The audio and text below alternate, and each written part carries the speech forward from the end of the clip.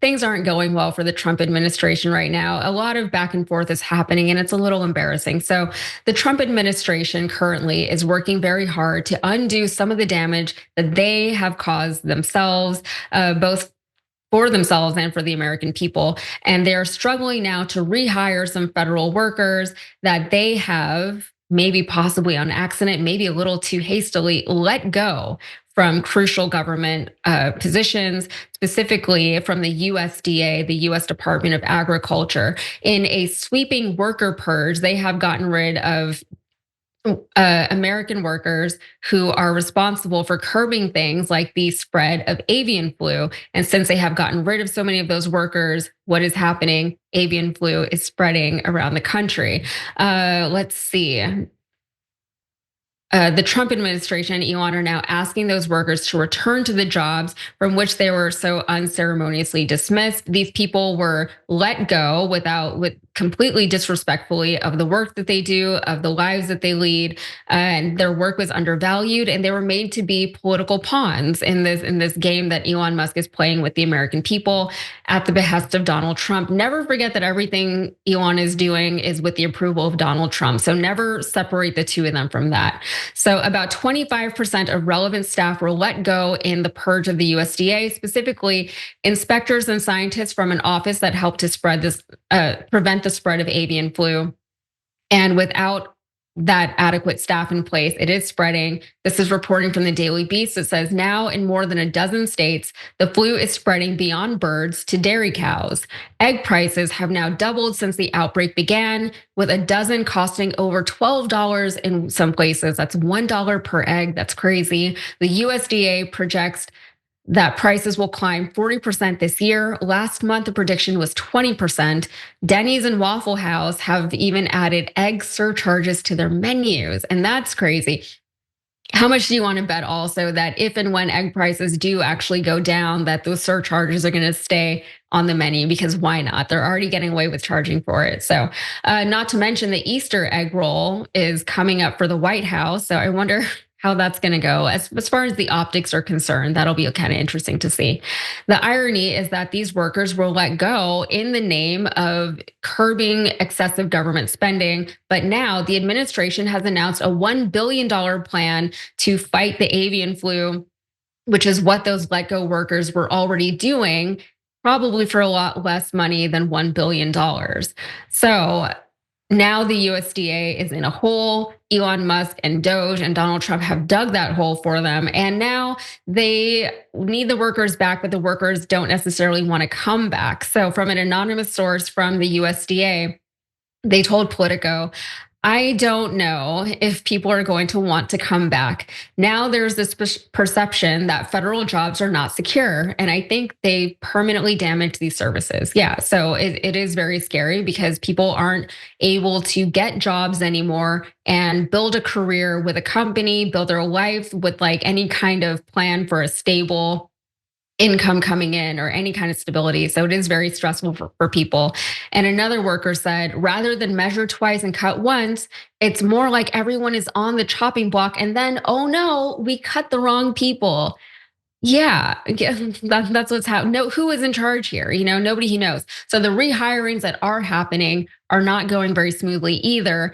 Department heads now have to issue justification for all of the rehiring. So they have to tell this department that needs these people back, who already acknowledges that they were let go and they should not have been, and that they are valuable. Now the department heads have to come and say, this is why these people need to be rehired. The whole reason why they have to rehire them is because Doge already knows that they need to be rehired. So I don't know what the point of any of this is, but this just feels like another example of the Department of Government Efficiency, who hates anything bureaucratic, operating in such a way that is excessively bureaucratic and very inefficient. So some of the workers who have already been rehired have not regained access to their work laptops yet, so also very inefficient. And some who have been rehired were informed via email by the administration that they're likely to just be fired again once the crisis has been averted, once they are again no longer necessary or no longer deemed to be necessary. So This is kind of like what we were talking about in the last story, Jordan. The price of eggs is out of control. And it seems like now Republican voters, Trump supporters, are starting to understand more viscerally the fact that the economy is dependent on very, very a multitude of things, right? A lot of times, like during the Biden administration, anytime the price of anything goes up, they're quick to say this is Joe Biden's fault, right? They can't do that anymore because Joe Biden is no longer the president, and they're not going to blame Trump for the things that are uncomfortable in their lives because he can't be the one doing it. So all of a sudden, whereas most of us would have understood that the economy has so many factors going into it and you can't always pinpoint the blame on the president, they're learning now that, like, oh, avian flu is the reason why the price of eggs is so high, or at least one of the reasons why the price of eggs is so high. And the Trump administration, however, has not done anything to help that particular aspect. So in a lot of ways, this particular economic issue is the fault, or is, the ongoing nature of it is the fault of the Trump administration, but they're not going to admit that. Yeah, and you mentioned something earlier that I want to pick back up on. You're talking about these restaurants raising prices or adding egg surcharges, and you say they probably won't lower the prices later on. And I think that's exactly right. The Pepsi CEO was on CNBC about a month ago and admitted, consumers are getting used to higher price points. They're just saying it, like, they're used to it. Why would we lower the prices? If we've already made them comfortable and our practices have already been assimilated, why would we change?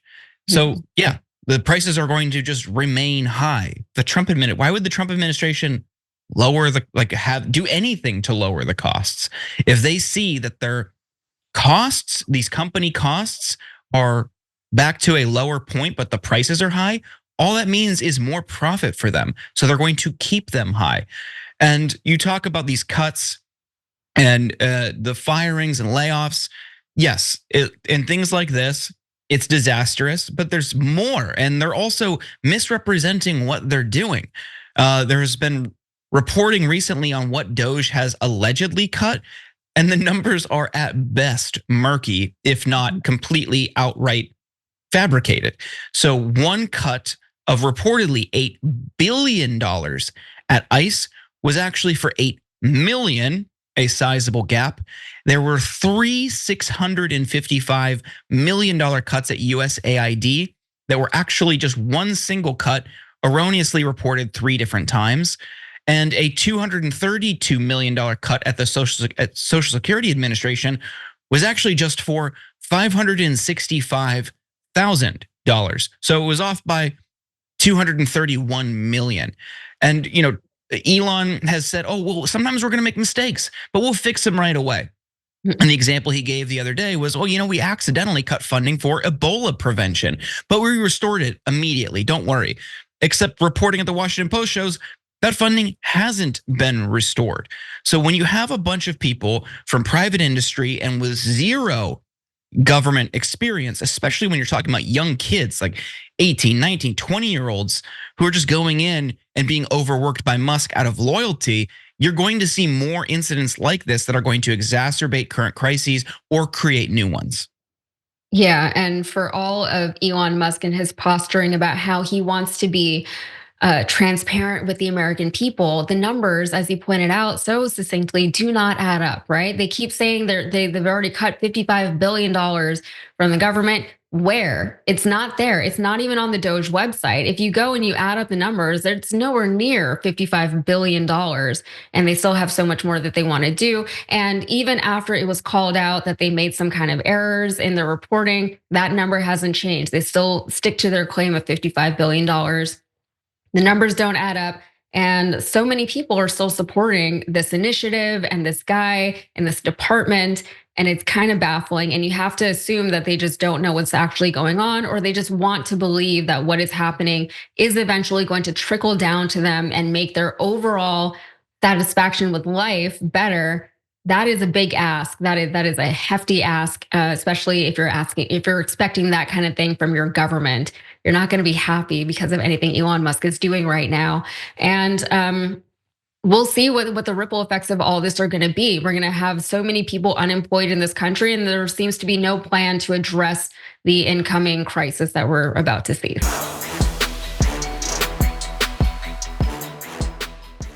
When you click the join button and become a tier 2 member, you get access to all of our weekly top 10 lists. What are you waiting for?